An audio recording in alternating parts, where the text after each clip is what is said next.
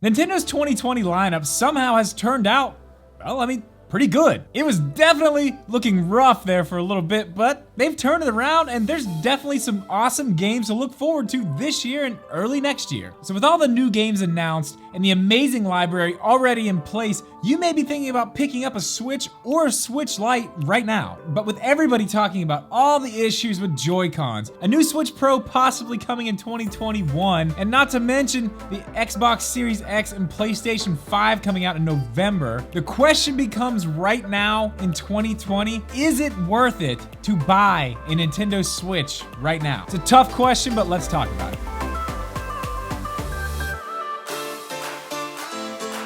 What's up, guys? Welcome back or welcome in for the first time. If you are new here, do me a favor, hit that subscribe button and let's jump right in. Now, obviously, this whole thing is going to depend on a lot of different factors, but I'm gonna go over some stuff here that might help you figure out exactly what you should do, just let you in on a few things you may need to know about the Switch Pro or just the Switch in general as a whole. Now, before we jump into this, guys, obviously, all this is just my opinion. At the end of the day, if you're gonna buy a Switch, that's totally up to you. If you wanna wait, also totally up to you. These are just my opinions, so now that we're clear about all that, let's go ahead and get into the first thing you might wanna think about when you're trying to decide if you're gonna pick up a Switch now or wait. I mean, the first thing obviously you wanna think about is the money. To buy a Switch or a Switch Lite right now, depending on which one you get, you're looking at $200 to $300. Now, I have a full video on whether you should buy a Switch or a Switch Lite, which I'll link here, so I'm not gonna get into too much detail about the differences. I'd say most of you probably know them, and you may have an idea of which one you want already. But you know, with everything going on, the holidays coming up, I think the first thing to think about is, do you really need to spend the money on a Switch right now? Because who knows, maybe you do want this Switch, and even if a Pro comes out, the current Switch model will probably be cheaper then. So that's just something to think about. The second thing I want to talk about when it comes to whether you should buy a Switch right now or not is, I think you really need to take a step back and look at what Nintendo is offering at this point. Not what's coming, but what they're offering right now. And that would be the library of games. Are there a lot of games you want to play right now? Do you like the Switch? Do you like the Switch Lite? Are you okay with the potential Joy-Con drift issues? If there are games you want to play now, and you know, the Joy-Con issues, like me, aren't a big deal to you, then yeah, maybe you should get one now. But if there's not a whole lot you want to play right now, and you may be a little bit worried about a joystick drifting or something like that, maybe you might want to wait and just see what happens, because it does sound like we might be seeing something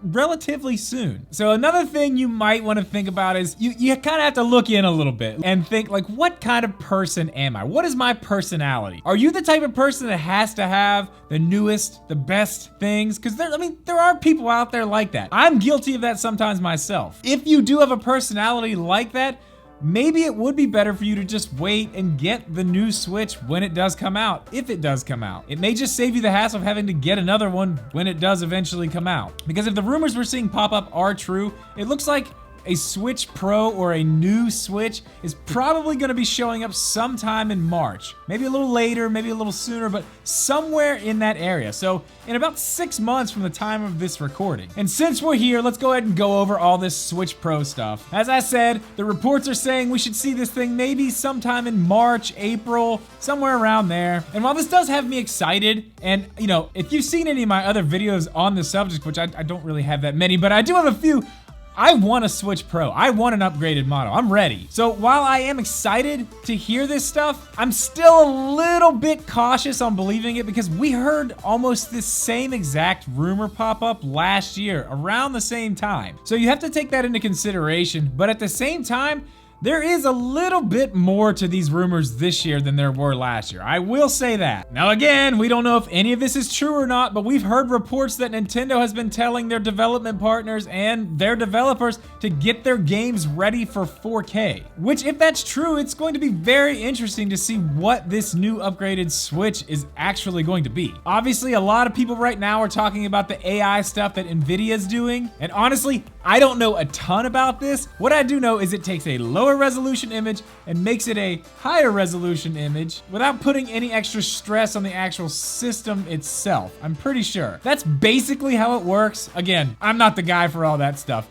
but that is exciting to hear. If we could have a 4K Switch next year, that would be amazing. And I mean, I would assume that with all the trouble that they've had with the Joy-Cons, we would probably be seeing a redesign on that too, at least enough to just fix the drift issues. I mean, I would hope at this point, but who knows? Now, all that does sound great, but at the same time, I can definitely understand if you don't want to wait for that. You don't want to chance it. You know, who knows if it's actually even coming or not? These are all rumors. Now, like I said, $200 to $300, while it's not the most expensive thing in the world, that's not cheap. So I want to talk a little bit about some ways if you decide to pick up a Switch now for full price, that you can get some of that money back if a Switch Pro does end up coming out next year. Really fast, another thing I don't think anybody should be worried about, and I have heard this a few times, and I know it's not a widespread concern, but if you're afraid the new Switch won't play old Switch games, you have absolutely nothing to worry about with that.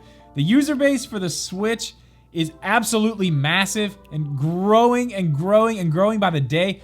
Nintendo is not gonna leave those people behind and start a whole new thing. So again, if you do wanna go start building up your library now with the current Switch, that's totally okay to do. All those games will definitely work on whatever they're about to put out next year. Okay, so options for right now. Just buy a Switch. If you really wanna start getting into these games now, I definitely don't blame you. With games like Breath of the Wild 2 coming out next year, if you don't have a Switch and you wanna play that game, you've got to play Breath of the Wild. You've got to play Hyrule Warriors Age of Calamity that comes out next month. So I don't blame you. Definitely pick one up. Worst case, if there's a new Switch that comes out, GameStop usually, when a new system is coming out, they end up having really good trade-in deals on the old ones. That's exactly what I did when I switched from the V1 Switch to the V2 Switch with the better battery life. I think I ended up only having to pay maybe $50, something like that. Maybe a little more, maybe a little less, but I didn't have to pay hardly anything for the upgrade. GameStop wants those used systems because that's where they can make money. That's where they make the most money, is on their used systems, especially around the holidays. So you can keep an eye out for those type of deals. And if you don't want to deal with GameStop, another good place to sell something like that is on eBay or Facebook Marketplace. You can get rid of a Switch fairly easy for most of the money that you paid for it. That is, as long as you take care of it.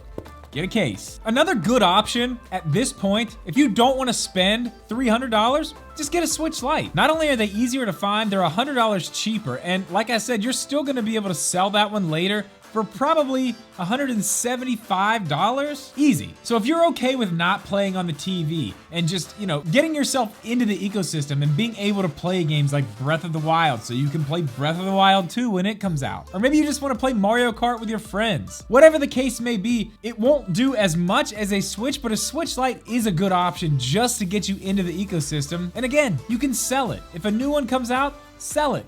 Who knows? Maybe you'll end up liking the Switch Lite and just keeping that. Or maybe you'll just keep it as a second system. So at the end of all this, do I recommend buying a Switch or a Switch Lite right now in 2020?